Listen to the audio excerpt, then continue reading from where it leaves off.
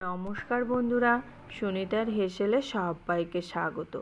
আজ চলে এসেছি সম্পূর্ণ নিরামিষ পটল বাহারের রেসিপি নিয়ে।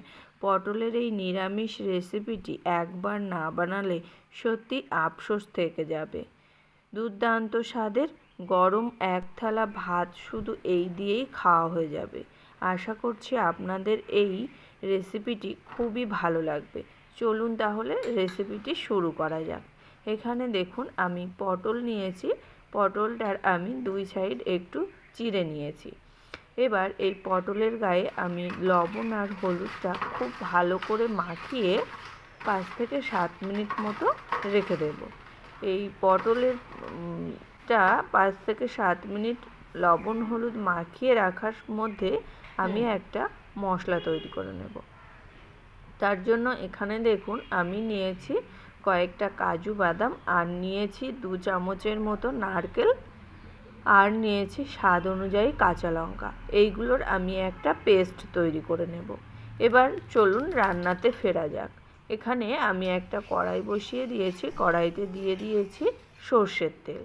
আর এই রান্নাটা কিন্তু আপনারা সর্ষের তেল কিংবা সাদা তেল দুটোতেই তৈরি করতে পারেন। এখানে আমি এবার তেলটা খুব ভালো করে গরম হয়ে গেলে লবণ হলুদ মাখিয়ে রাখা পটলগুলোকে দিয়ে দিয়েছি।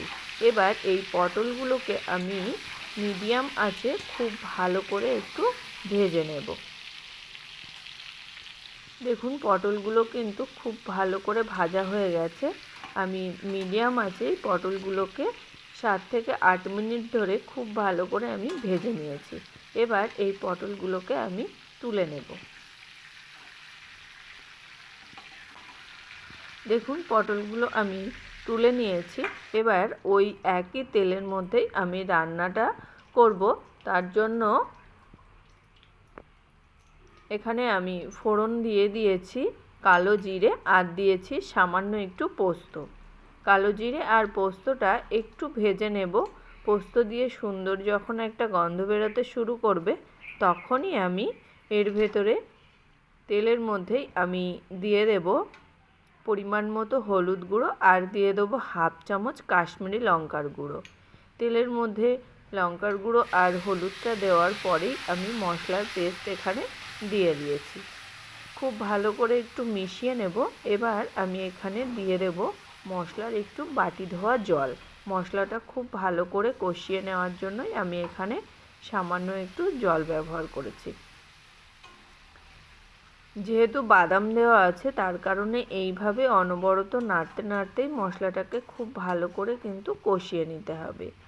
এবার আমি এই মশলার মধ্যেই দিয়ে দেব স্বাদ অনুযায়ী লবণ, আর দিয়ে দেব স্বাদ অনুযায়ী একটু চিনি। যেহেতু নিরামিষ রান্না, যে কোনো নিরামিষ রান্নাতে সামান্য একটু চিনির ব্যবহার করলে টেস্টটা খুব ভালো আসে, তার কারণে আমি এখানে সামান্য একটু চিনি দিয়েছি।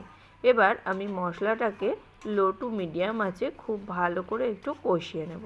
দেখুন মশলা থেকে যখন খুব সুন্দর তেল ছাড়তে শুরু করবে, তখনই আমি এর মধ্যে দিয়ে দেব ভেজে রাখা পটলগুলো। ভেজে রাখা পটলগুলো দেওয়ার পরে আমি পটলের সঙ্গে মশলাটাকে আমি আরও 3 থেকে 4 মিনিট খুব ভালো করে একটু কষিয়ে নেব।